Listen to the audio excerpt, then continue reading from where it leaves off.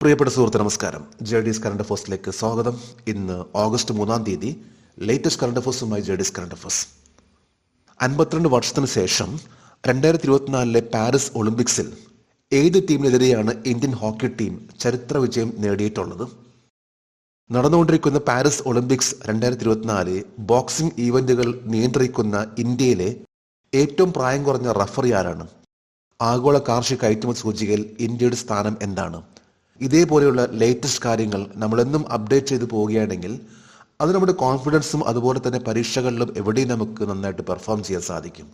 JD's current അഫേഴ്സിന്റെ ഇന്നത്തെ latest ആയിട്ടുള്ള current അഫേഴ്സിലേക്ക് പോകാം.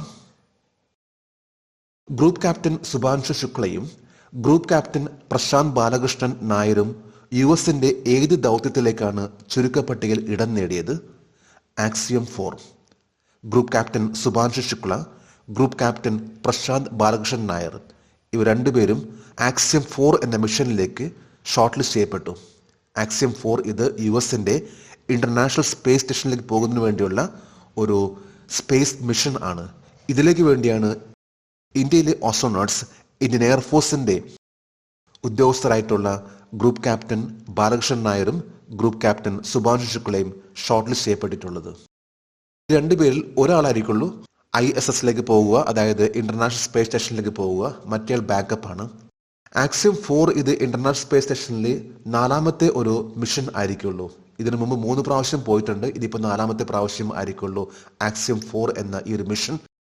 ഇതിലേക്ക് വേണ്ടിയാണ് ഇപ്പോൾ ഇന്ത്യൻ എയർഫോഴ്സിന്റെ ഉദ്യോഗസ്ഥരായിട്ടുള്ള ഗ്രൂപ്പ് ക്യാപ്റ്റൻ സുഭാൻഷു ശുക്ലയും ഗ്രൂപ്പ് ക്യാപ്റ്റൻ പ്രശാന്ത് ബാലകൃഷ്ണൻ നായരെയും ഷോർട്ട് ലിസ്റ്റ് ചെയ്യപ്പെട്ടിട്ടുള്ളത്. ഇവർ രണ്ടുപേരും US-ലെ ട്രെയിനിങ് ശേഷമായിരിക്കുള്ളൂ ഇവരുടെ അടുത്ത ദൗത്യത്തിന് വേണ്ടിയുള്ള തയ്യാറെടുപ്പ്. ആഗോള കാർഷിക കയറ്റുമതി സൂചികയിൽ ഇന്ത്യയുടെ സ്ഥാനം എന്താണ്? 8ാമത്. ഗ്ലോബൽ അഗ്രികൾച്ചർ എക്സ്പോർട്ട് ഇൻഡെക്സ്, ഇതിൽ ഇന്ത്യയുടെ സ്ഥാനമാണ് 8ാമത്തേത്. കഴിഞ്ഞ പ്രാവശ്യത്തെ ആ ഒരു സൂചികയിലും ഇന്ത്യയുടെ സ്ഥാനം 8ാമത്തേതായിരുന്നു. $55 ബില്യൺ എക്സ്പോർട്ടിംഗ് ആണ് ഇന്ത്യ നടത്തിയിട്ടുള്ളത്. ഈ പ്രാവശ്യം അത് $51 ബില്യൺ എക്സ്പോർട്ടിംഗ്, അതായത് $51 ബില്യൺ എക്സ്പോർട്ടിംഗ് ആയിട്ടും ഇന്ത്യയുടെ സ്ഥാനം ഇപ്പോഴും 8ാമത്തേതാണ്. ഈ റാങ്കിൽ ഏറ്റവും ടോപ്പിൽ വന്നിട്ടുള്ളത് യൂറോപ്യൻ യൂണിയൻ ആണ്. അതായത് 5% എക്സ്പോർട്ടിംഗ് വളർച്ചയാണ് യൂറോപ്യൻ യൂണിയന് വന്നിട്ടുള്ളത്. $836 ബില്യൺ എക്സ്പോർട്ടിംഗ് ആണ് യൂറോപ്യൻ യൂണിയൻ നടത്തിയിട്ടുള്ളത്. $836 ബില്യൺ എക്സ്പോർട്ടിംഗ് യൂറോപ്യൻ യൂണിയൻ നടത്തുകയും ഈ സൂചികയിൽ ഏറ്റവും ടോപ്പ് ലെവലിലാണ്. 2ാം സ്ഥാനത്താണ് അമേരിക്ക. കഴിഞ്ഞ വർഷത്തെ അപേക്ഷിച്ച് നോക്കുമ്പോൾ ഈ പ്രാവശ്യം $198 ബില്യൺ എക്സ്പോർട്ടിംഗ് ആണ് നടത്തിയിട്ടുള്ളത് 2ാം സ്ഥാനത്ത്. ഏറ്റവും ടോപ്പ് ലെവലിൽ $836 ബില്യൺ, 2ാം സ്ഥാനത്ത് $198 ബില്യൺ. അതായത് ഇന്ന് ആഗോളതലത്തിൽ ഏറ്റവും കൂടുതൽ എക്സ്പോർട്ടിംഗ് അഗ്രികൾച്ചറിലെ നടത്തുന്ന രാജ്യം എന്ന് പറയുമ്പോൾ അത് യൂറോപ്യൻ യൂണിയൻസ് തന്നെയാണ്. 3ാം സ്ഥാനത്ത് ബ്രസീൽ ആണ്, $157 ബില്യൺ. 4ാം സ്ഥാനത്ത് ചൈന. ഇന്ത്യ 8ാം സ്ഥാനത്ത്. നടന്നുകൊണ്ടിരിക്കുന്ന പാരീസ് ഒളിമ്പിക്സ് 2024 ബോക്സിംഗ് ഈവന്റുകൾ നിയന്ത്രിക്കുന്ന ഇന്ത്യയിലെ ഏറ്റവും പ്രായം കുറഞ്ഞ റഫറി ആരാണ്? Lieutenant colonel Kapilan Sai Ashok. Lieutenant colonel Kapilan Sai Ashok അദ്ദേഹം ഇന്ത്യൻ ആർമിയിലെ സെർവിംഗ് ഓഫീസർ ആണ്. ഇദ്ദേഹമാണ് ഈ പ്രാവശ്യം ഏറ്റവും യങ്ങസ്റ്റ് റഫറി എന്ന നിലയിൽ ഇന്ത്യയിൽ നിന്ന് പോയിട്ടുള്ള വ്യക്തി. 1904 ശേഷം 4ാമത്തെ ഒരു വ്യക്തിയാണ് ഒരു റഫറി ആയിട്ട് ഒളിമ്പിക്സിൽ പങ്കെടുക്കുന്നത്. അത് ഇപ്രാവശ്യം ലഫ്റ്റനന്റ് കേണൽ അശോക്, ഇദ്ദേഹം ഏറ്റവും യങ്ങസ്റ്റ് ഇന്ത്യയിലെ ഏറ്റവും പ്രായം കുറഞ്ഞ റഫറിയാണ്. പാരീസ് ഒളിമ്പിക്സ് 2024 ബോക്സിംഗ് ഈവന്റുകൾ നിയന്ത്രിക്കുന്ന ഇന്ത്യയിലെ ഏറ്റവും പ്രായം കുറഞ്ഞ റഫറിയാണ്. ഇദ്ദേഹം നിയന്ത്രിക്കുന്ന ഈവന്റ് ആണ് ബോക്സിംഗ്. ഈ പ്രാവശ്യത്തെ പാരീസ് ഒളിമ്പിക്സിൽ 117 പേരാണ് പങ്കെടുത്തിട്ടുള്ളത്. ഇതിൽ 24 പേര് ആംഡ് ഫോഴ്സിൽ നിന്നുള്ളവരാണ്. 2024 ജൂലൈ 31 വരെയുള്ള 2024-25 അസസ്മെന്റ് വർഷത്തിനായുള്ള ആദായ നികുതി റിട്ടേണുകളുടെ ആകെ എണ്ണം എത്ര? 7.28 കോടി. ഈ കഴിഞ്ഞ July 31 income tax returns file ചെയ്യേണ്ട ലാസ്റ്റ് ഡേറ്റ്. ഇതനുസരിച്ച് ഈ പ്രാവശ്യത്തെ ഇൻകം ടാക്സ് റിട്ടേൺസ് ഫയൽ ചെയ്തവരുടെ എണ്ണമാണ് 7.28 കോടി. 2024-25 റിട്ടേൺസ് ഫയൽ ചെയ്ത വ്യക്തികളാണ് 7.2 ക്രോസ്. കഴിഞ്ഞ വർഷം, അതായത് 2023-24 അപേക്ഷിച്ച് നോക്കുമ്പോൾ 7.5% വളർച്ചയാണ് ഇൻകം ടാക്സ് റിട്ടേൺസിൽ വന്നിട്ടുള്ളത്. 7.28 കോടി ഇൻകം ടാക്സ് റിട്ടേൺസ് ആണ് ഫയൽ ചെയ്യപ്പെട്ടിട്ടുള്ളത്. ഈ കഴിഞ്ഞ July 31 income tax returns file ചെയ്തതിന്റെ ഏറ്റവും ലാസ്റ്റ് ഡേറ്റ്, ഏറ്റവും അവസാനത്തെ ദിവസം. ആ ഒരു ദിവസം 69.92 ലക്ഷം ഇൻകം ടാക്സ് റിട്ടേൺസ് ആണ് ഫയൽ ചെയ്യപ്പെട്ടിട്ടുള്ളത്. ഈ ഇൻകം ടാക്സ് റിട്ടേൺസ് 7 തരത്തിലാണ് ഫയൽ ചെയ്യപ്പെടുന്നത്. ഒന്ന് ITR 1, ITR 2, ITR 3, 4, 5, 6, 7 എന്ന രീതിയിൽ. എന്നാൽ മിക്കവാറും എല്ലാവരും ഫയൽ ചെയ്യുന്ന ഒന്ന് ITR 1 ആണ്. 50 ലക്ഷം കൂടുതൽ വരുമാനമുള്ളവർ ആണ് ITR 2, അതുപോലെ തന്നെ NRIs ആണ് ITR 2 ഫയൽ ചെയ്യപ്പെടുന്നത്. മിക്കവാറും പേർക്കും ഫയൽ ചെയ്യുന്ന ഒന്നെന്ന് പറയുമ്പോൾ ITR 1 തന്നെയാണ്. വനിതാ ശിശു വികസന മന്ത്രാലയത്തിന്റെ സാക്ഷ്യം അംഗൻവാടി പോഷൻ 2.0, മിഷൻ ശക്തി, മിഷൻ വാത്സല്യ എന്നിവ ഏകീകരിക്കുന്നതിന്റെ ലക്ഷ്യം എന്താണ്? മികച്ച നിർവഹണത്തിനും കാര്യക്ഷമമായ നിരീക്ഷണത്തിനും, for better implementation and efficient monitoring. കേന്ദ്ര ഗവൺമെന്റിന്റെ പ്രൊജക്ട്സ് ആയിട്ടുള്ള സാക്ഷ്യം അംഗൻവാടി പോഷൻ 2.0, മിഷൻ ശക്തി, മിഷൻ വാത്സല്യ എന്നീ 3 സ്കീമുകളും ഏകീകരിക്കുകയാണ്. ഇതിന്റെ പ്രധാനപ്പെട്ട ലക്ഷ്യം എന്ന് പറയുമ്പോൾ മികച്ച നിർവഹണത്തിനും കാര്യക്ഷമമായിട്ടുള്ള നിരീക്ഷണത്തിനും വേണ്ടിയാണ്.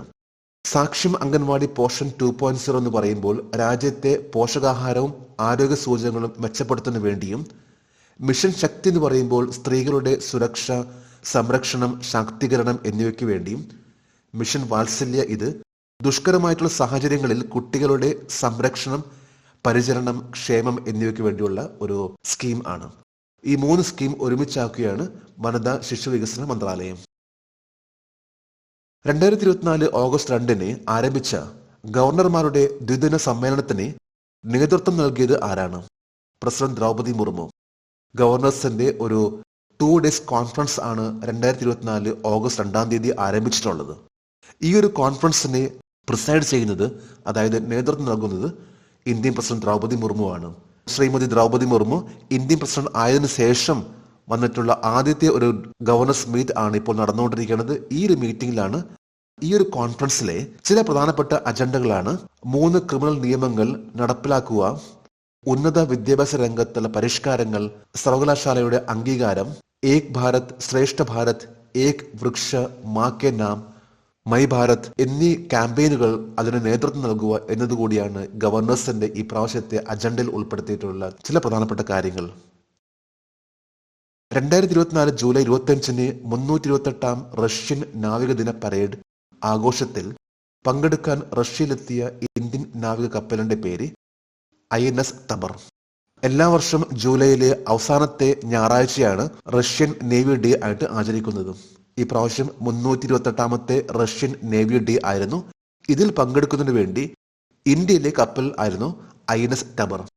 INS തബർ റഷ്യയിലെ സെന്റ് പീറ്റേഴ്സ്ബർഗ് എന്ന പോർട്ടിൽ ജൂലൈ 25 നടക്കുന്ന ആ പ്രോഗ്രാമിൽ എത്തിയിരുന്നു. 52 വർഷത്തിന് ശേഷം 2024 പാരീസ് ഒളിമ്പിക്സിൽ ഏത് ടീമിനെതിരെയാണ് ഇന്ത്യൻ ഹോക്കി ടീം ചരിത്ര വിജയം നേടിയത്? ഓസ്ട്രേലിയ. 1972 ഒളിമ്പിക്സിലാണ് ഓസ്ട്രേലിയ ഇന്ത്യ പരാജയപ്പെടുത്തിയത്. അതിനുശേഷം 52 വർഷത്തിന് ശേഷമാണ് ഇന്ത്യ വീണ്ടും ഓസ്ട്രേലിയ ഈ പ്രാവശ്യത്തെ പാരീസ് ഒളിമ്പിക്സിൽ പരാജയപ്പെടുത്തിയത്. 3-2 ഓസ്ട്രേലിയക്കെതിരെ ഇന്ത്യ പൂൾ ബി മാച്ചിൽ വിജയിച്ചിട്ടുള്ളത്. ഇത് 52 വർഷത്തിന് ശേഷമുള്ള ഒരു വിജയമാണ് ഇന്ത്യൻ മെൻസ് ഹോക്കി ടീമിന്റെ. 2024 ഓഗസ്റ്റ് 1 US ഡെമോക്രാറ്റിക് പാർട്ടിയുടെ പ്രസിഡന്റ് നോമിനേഷൻ നേടിയത് ആരാണ്? കമല ഹാരിസ്. ഈ കഴിഞ്ഞ വെള്ളിയാഴ്ചയായിരുന്നു കമല ഹാരിസിനെ ഡെമോക്രാറ്റിക് പാർട്ടിയുടെ പ്രസിഡന്റ് നോമിനേഷനിലേക്ക് തിരഞ്ഞെടുക്കപ്പെട്ടത്. അതിനു മുമ്പ് കമല ഹാരിസിന്റെ പേര് വന്നിരുന്നെങ്കിലും ഇന്നലെയായിരുന്നു ഔദ്യോഗികമായിട്ട് കമല ഹാരിസിനെ US ഡെമോക്രാറ്റിക് പാർട്ടിയുടെ പ്രസിഡന്റ് സ്ഥാനത്തേക്കുള്ള നോമിനേഷന് വേണ്ടി തിരഞ്ഞെടുത്തിട്ടുള്ളത്. പ്രസിഡന്റ് സ്ഥാനത്തേക്ക് റിപ്പബ്ലിക് പാർട്ടിയിൽ നിന്ന് മത്സരിക്കുന്നത് ഡൊണാൾഡ് ട്രംപ് ആണ്. ഇന്നലെ ഓഗസ്റ്റ് 2 ഇന്നലത്തെ കറണ്ട് അഫയേഴ്സിലെ ഒരു ചോദ്യമായിരുന്നു: ലോക മുലയൂട്ടൽ വാരം ആഘോഷിക്കുന്നത് ഏത് ആഴ്ചയാണ്? ഓഗസ്റ്റ് 1 മുതൽ ഓഗസ്റ്റ് 7 വരെയാണ് വേൾഡ് ബ്രസ്റ്റ് ഫീഡിംഗ് വീക്ക് ആയിട്ട് ആചരിക്കുന്നത്. ഏതാണ്ട് 120 രാജ്യങ്ങളിൽ വേൾഡ് ബ്രസ്റ്റ് ഫീഡിംഗ് വീക്ക് ആയിട്ട് ആചരിക്കുന്നുണ്ട്. 2024 വേൾഡ് ബ്രസ്റ്റ് ഫീഡിംഗ് വീക്കിന്റെ തീം ആണ് closing the gap, breast feeding support for all. JD's current അഫയേഴ്സിന്റെ ഇന്നലത്തെ ഈ ചോദ്യത്തിന് മറുപടി നൽകിയിട്ടുള്ള ഓരോരുത്തർക്കും ജെഡിസ് കറണ്ട് അഫയേഴ്സിന്റെ ആശംസകൾ. നമുക്ക് ഇന്നത്തെ കറണ്ട് അഫയേഴ്സ് ഒന്നുകൂടി റിവൈസ് ചെയ്യാം. ഗ്രൂപ്പ് ക്യാപ്റ്റൻ പ്രശാന്ത് ബാലകൃഷ്ണൻ നായരും യുഎസിന്റെ ഏത് ദൗത്യത്തിലേക്കാണ് ചുരുക്കപ്പട്ടികയിൽ ഇടം നേടിയത്? ആക്സിയം 4. ആഗോള കാർഷിക കയറ്റുമതി സൂചികയിൽ ഇന്ത്യയുടെ സ്ഥാനം എന്താണ്? 8. നടന്നുകൊണ്ടിരിക്കുന്ന പാരീസ് ഒളിമ്പിക്സ് 2024 ബോക്സിംഗ് ഈവന്റുകൾ നിയന്ത്രിക്കുന്ന ഇന്ത്യയിലെ ഏറ്റവും പ്രായം കുറഞ്ഞ റഫറി ആരാണ്? Lieutenant colonel Kapilan Sai Ashok. 2024 July 31 വരെയുള്ള 2024-25 അസസ്മെന്റ് വർഷത്തിനായുള്ള ആദായ നികുതി റിട്ടേണുകളുടെ ആകെ എണ്ണം എത്ര? 7.28 കോടി. വനിതാ ശിശു വികസന മന്ത്രാലയത്തിന്റെ സാക്ഷ്യം അംഗൻവാടി പോഷൻ 2.0, മിഷൻ ശക്തി, മിഷൻ വാത്സല്യ എന്നിവ ഏകീകരിക്കുന്നതിന്റെ ലക്ഷ്യം എന്താണ്? മികച്ച നിർവഹണത്തിനും കാര്യക്ഷമമായ നിരീക്ഷണത്തിനും. 2024 ഓഗസ്റ്റ് 2 ആരംഭിച്ച ഗവർണർമാരുടെ ദ്വിദിന സമ്മേളനത്തിന് നേതൃത്വം നൽകിയത് ആരാണ്? President Droupadi Murmu. 2024 July 25 328 Russian നാവിക ദിന പരേഡ് ആഘോഷത്തിൽ പങ്കെടുക്കാൻ റഷ്യയിലെത്തിയ ഇന്ത്യൻ നാവിക കപ്പലിന്റെ പേര് INS തബർ. 52 വർഷത്തിന് ശേഷം 2024 പാരീസ് ഒളിമ്പിക്സിൽ ഏത് ടീമിനെതിരെയാണ് ഇന്ത്യൻ ഹോക്കി ടീം ചരിത്ര വിജയം നേടിയത്? ഓസ്ട്രേലിയ. ഇന്ന് ഓഗസ്റ്റ് 3. ഇന്നത്തെ കറണ്ട് അഫയേഴ്സിലെ ഒരു ചോദ്യമാണ്: ഏത് ദിവസമാണ് ആഗോളതലത്തിൽ വർഷം തോറും വേൾഡ് വൈഡ് വെബ് ദിനമായി ആഘോഷിക്കുന്നത്? 3 ഓപ്ഷൻസ് ആണ് നൽകിയിട്ടുള്ളത്. ഈ ചോദ്യത്തിന്റെ ഉത്തരം അറിയാമെങ്കിൽ ഇന്നത്തെ കറണ്ട് അഫയേഴ്സിന്റെ കമന്റ് ബോക്സിൽ രേഖപ്പെടുത്താൻ അഭ്യർത്ഥിക്കുന്നു. നാളത്തെ കറണ്ട് അഫയേഴ്സിൽ ഇതിന്റെ ഉത്തരം ഉണ്ടായിരിക്കും. കോമ്പറ്റേറ്റീവ് എക്സാമിന് പഠിക്കുന്നവർ ഓരോ ദിവസവും ആ ഒരു പരീക്ഷയ്ക്ക് വേണ്ടി സമയം ചിലവഴിക്കേണ്ടതാണ്. എത്രത്തോളം സമയം ചിലവഴിക്കുന്നു അതുപോലെ ഇരിക്കും ആ കുട്ടികളുടെ അല്ലെങ്കിൽ ആ എക്സാം എഴുതുന്നവരുടെ റിസൾട്ട്. അപ്പം അതിനുവേണ്ടി സമയം കണ്ടെത്താൻ ശ്രമിക്കൂ. നല്ലൊരു വിജയത്തിന് വേണ്ടി എപ്പോഴും ശ്രമിച്ചുകൊണ്ടേയിരിക്കൂ. നമുക്ക് നാളെ വീണ്ടും പുതിയ കറണ്ട് അഫയേഴ്സുമായിട്ട് കാണാം. Thank you very much.